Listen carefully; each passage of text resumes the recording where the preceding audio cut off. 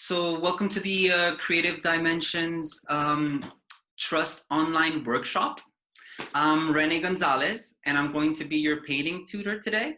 And I'm a London-based artist who came from Costa Rica to study fine arts painting at the City and Guilds of London Art School. I've experimented with different approaches to visual language through my art, and in these lessons, we'll focus on using the concepts of theme, subject, and mood to create a painting. We can use cardboard paper or painting paper, but canvas is best if you have some.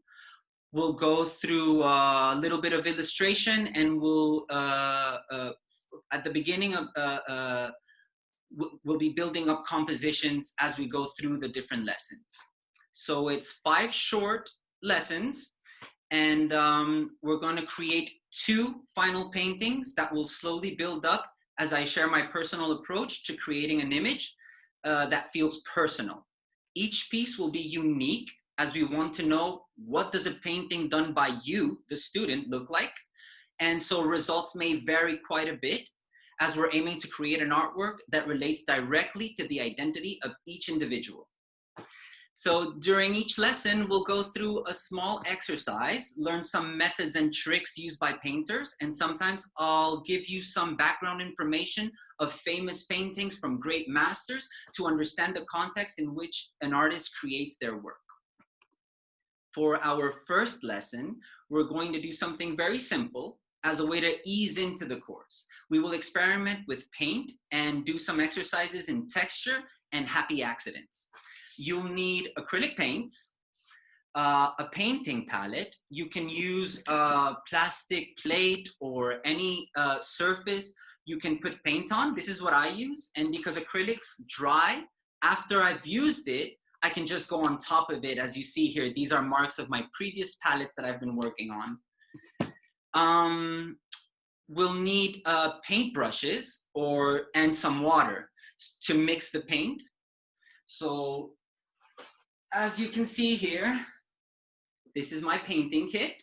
So, you know, I've got my water, I've got my brushes, and containers. Containers are great. So I use like these plastic containers that are left over, and I just use them to mix things. If there's a lot of water, sometimes it's better to do it in a container instead of the palette.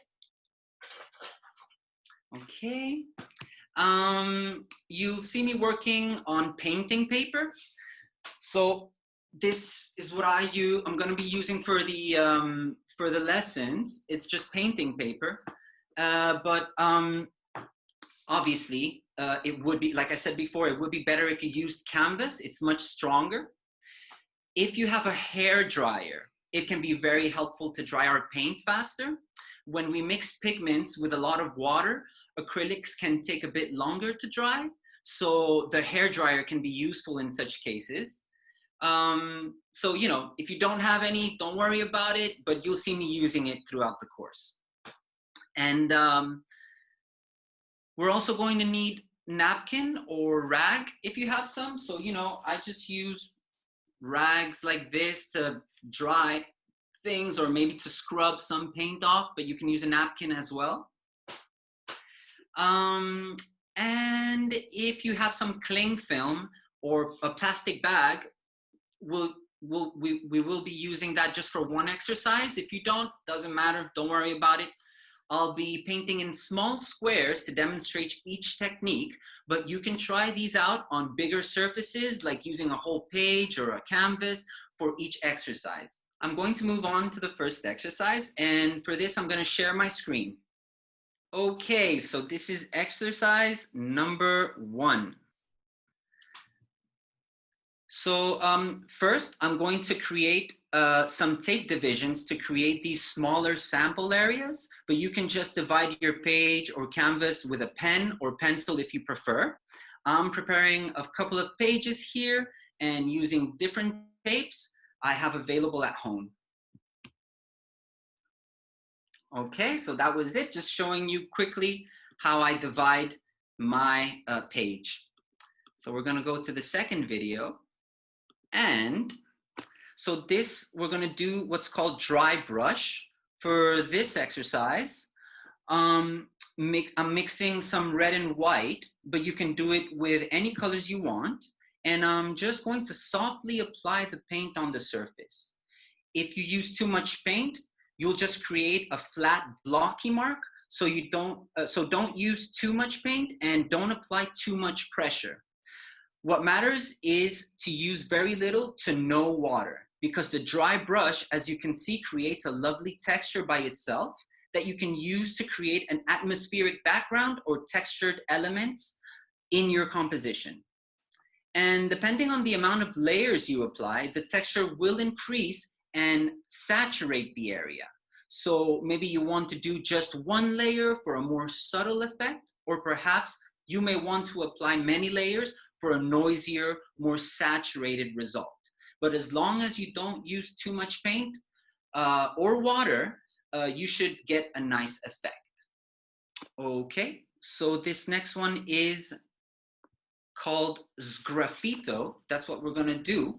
For this exercise, we need to create a fluid surface. So what I'm going to do is I'm going to add quite a bit of water to my paint, as you can see here, until I get a thick and sticky consistency between solid and liquid. Basically, make it so that my paint has a high level of viscosity. Not too dry, not too wet.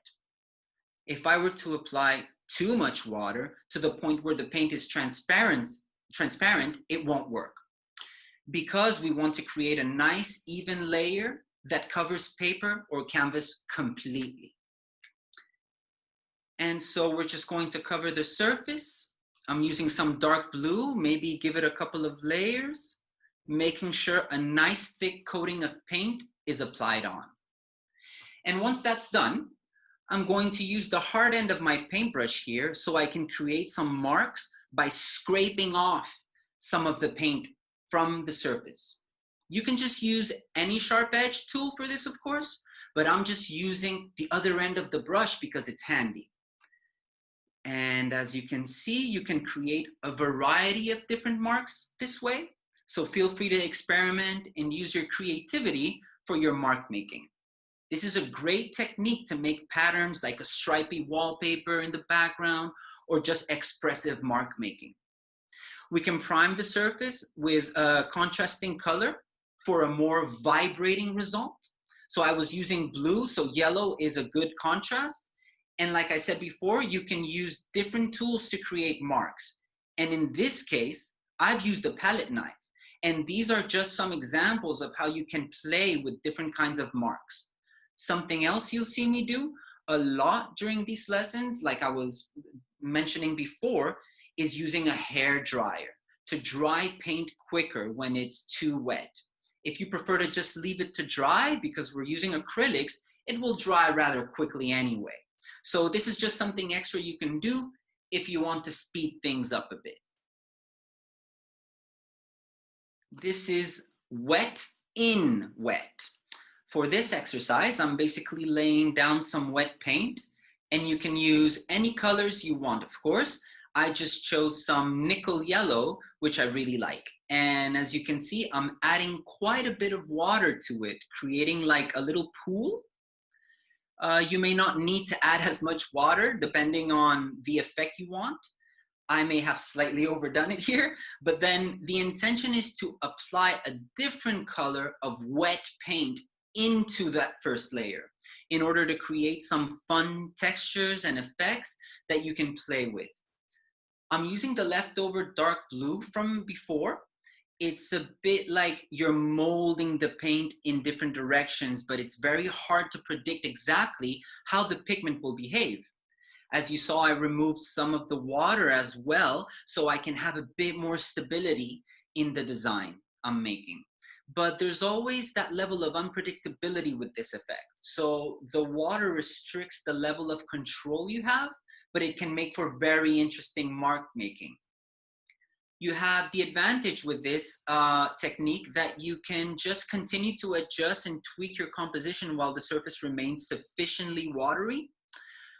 Something else you can use is maybe a napkin or rag to absorb the water and make different kinds of marks.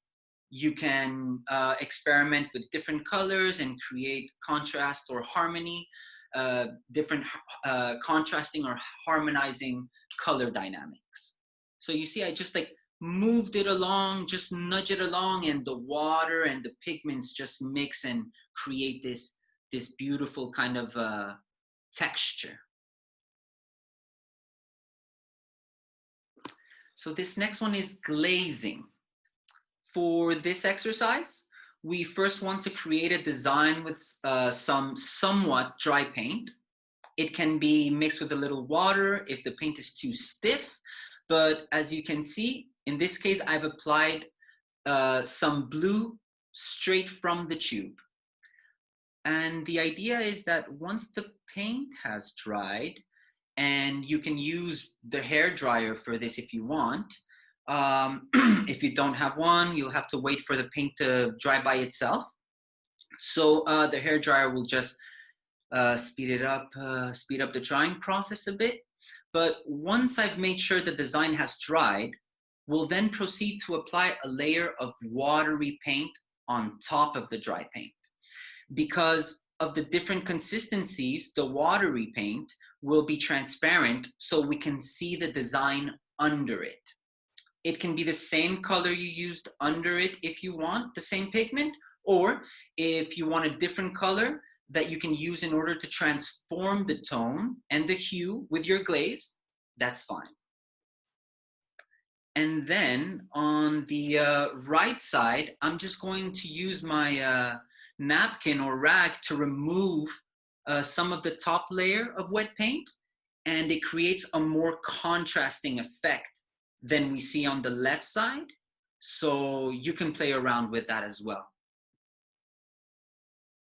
So, impasto.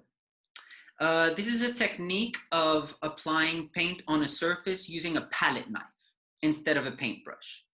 It's most effective using paint straight out of the tube or with some thickening medium in order to spread the paint onto the canvas or painting paper and create this thick body kind of mark.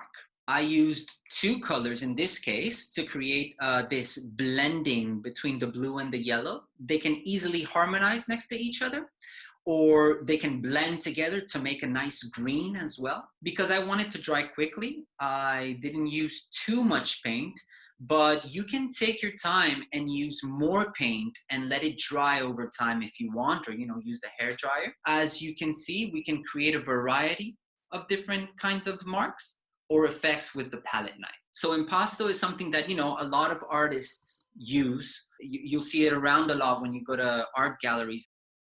So this is splatters.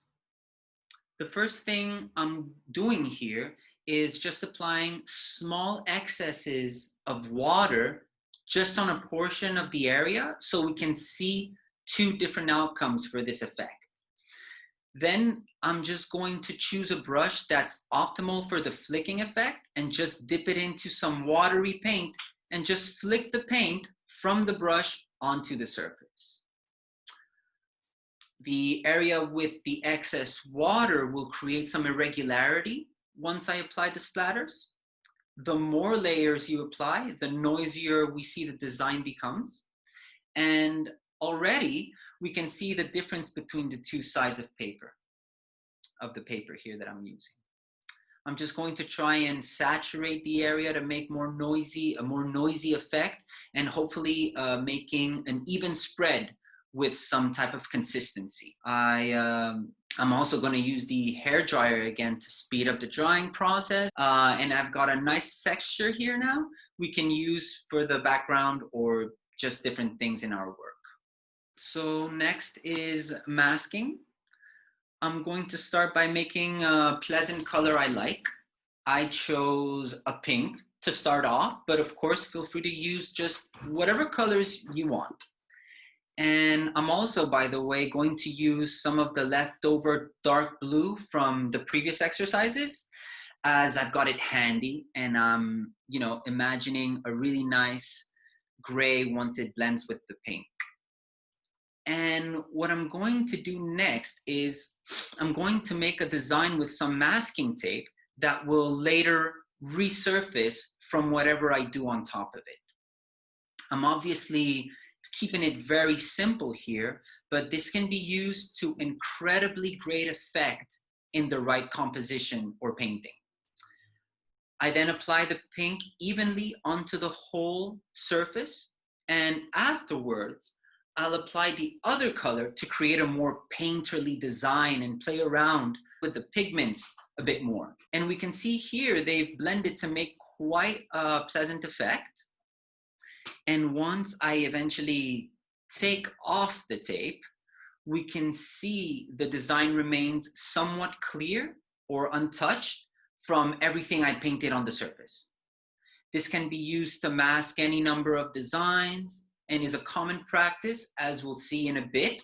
I'll show you an example of my own work. I can then edit and work around the design to make some adjustments.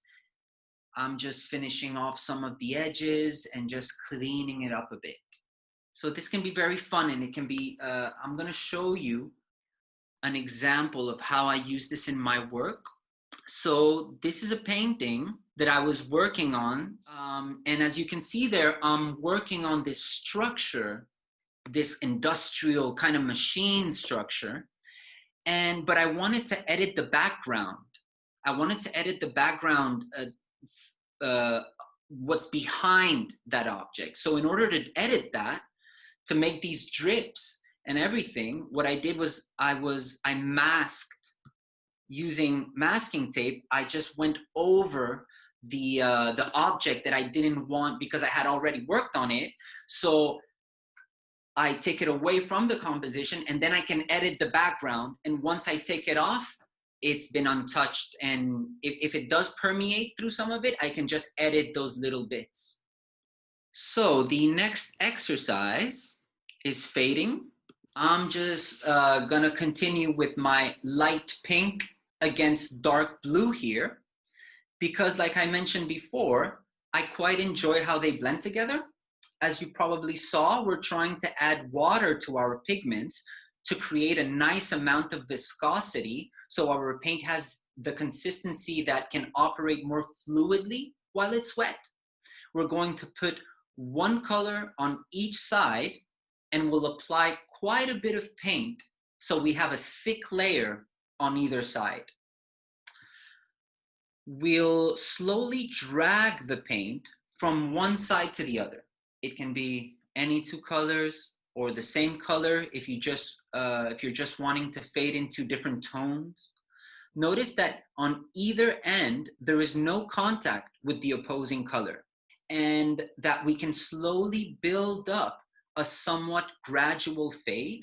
I use a different paintbrush for each color, and we simply blend from one side to the other with one brush, consequently proceeding to do the same on the other side with the second brush we're using for the other color. Of course, this can be used to a more effective degree on a bigger surface, but the principle is the same. Getting the right consistency, of course, is key for this exercise. And because of the thick paint, it's easier if you have a hairdryer to speed the drying process. This next exercise is called Resist.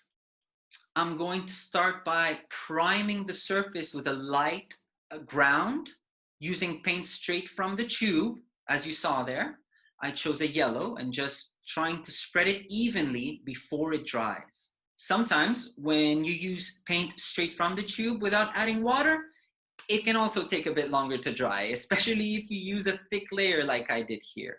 So I just once again used my trusty hairdryer to speed the process a bit. And then I'm going to use some contrasting blue and add some water to create a higher viscosity so that I can coat the surface with this lighter layer of paint.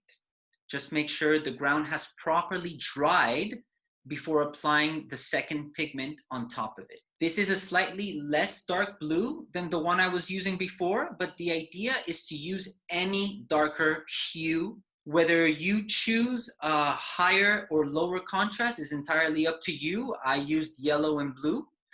Once you spread it out as evenly as you can, and as long as the second coating is wet, we can start playing with adding just some water. This is another technique with a slightly unpredictable outcome, but definitely lends itself to making some interesting marks the more you experiment with it. And what's interesting is how the ground resurfaces and shines from under the darker coat, making us focus on manipulating the top layer, whether we want the colors to blend or if we want more of the ground color to come back out.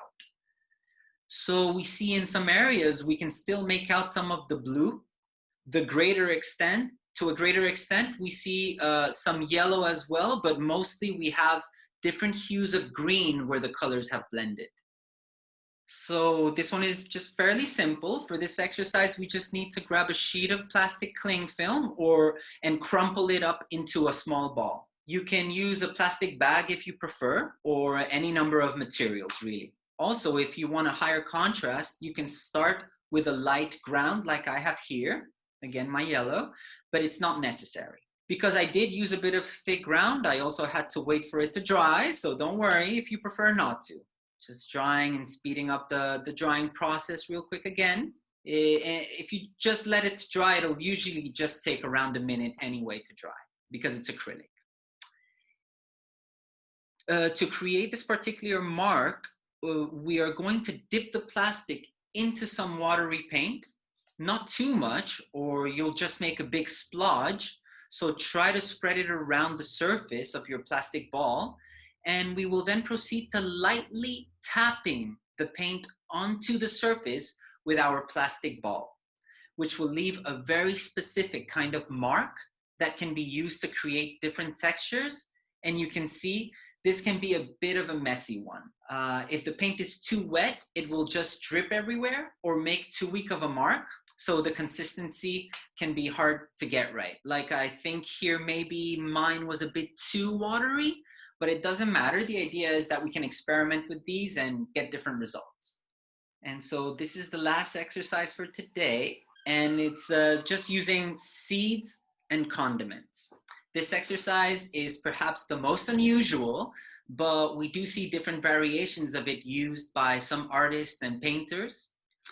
First, I covered the area with some paint that will really be functioning as glue here, but also can serve as a background pigment. So just continuing with my pinks, I add some lightness to my red, but feel free to be as creative as you want with the shapes and colors that you use. Once we finished our design, and importantly, before the paint dries, we add whatever seeds and condiments or just anything that we want to use as texture, really.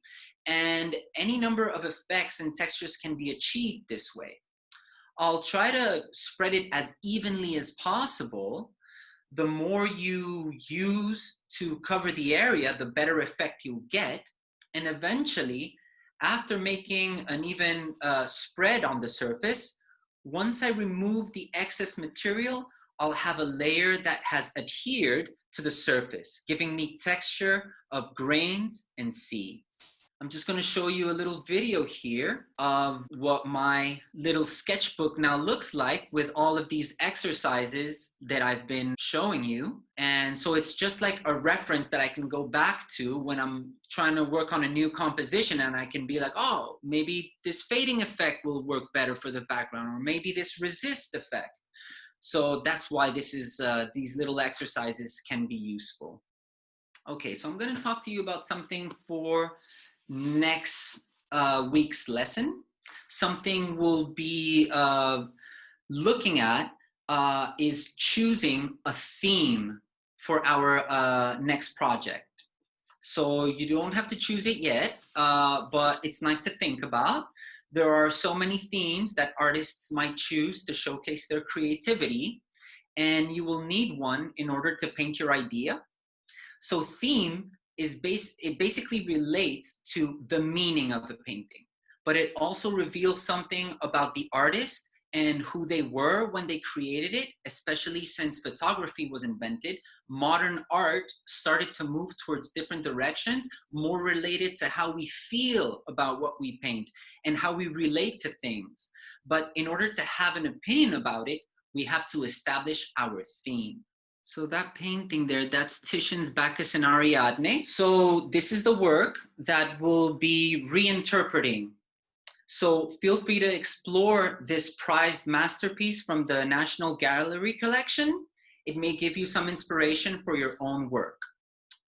I want you to think of anything you can relate to and try to find connections to what you would like to paint, whether you're looking at the colors, composition, any of the different elements in the piece, the themes, or any of the ideas in the painting. Once you've come up with a theme, you can start to imagine what your composition will look like. Maybe your theme is Greek gods, or landscapes with beautiful clouds, or perhaps it's being with a group of friends outdoors. Once you think of something you like, we can start to make our own version by depicting things that fit our theme. So we're going to be looking at this painting for next lesson, and we're going to reinterpret it and make a drawing. We're going to make an illustration of it, but our own illustration. It's going to be our interpretation of that painting. And so, you know, it's going to be a bit harder. Today, these exercises were quite easy and just to ease in to the courses, but the drawing sometimes can be a bit more demanding. What is the technique where you use the plastic bag? Right. It doesn't have a name, so I just called it cling film. You can call it plastic bag. It doesn't matter. What's interesting is that you can use this effect by just using. You could crumple up some aluminum foil, some paper, and they'll all have these different effects. But what's interesting is to just kind of experiment with paint and notice that you can kind of come up with your own ways to paint. And it doesn't matter if you're following like a sfumato technique from the Fine Arts Academy. You can just use household items and kind of play around. And at the end of the day, it says a lot about who you are if you're just using things that you have handy, because now the canvas is reflecting your environment. So that's, you know, really interesting. That's the end of the workshop. I hope you've enjoyed today's session. Thanks so much for joining us, and see you soon. Goodbye.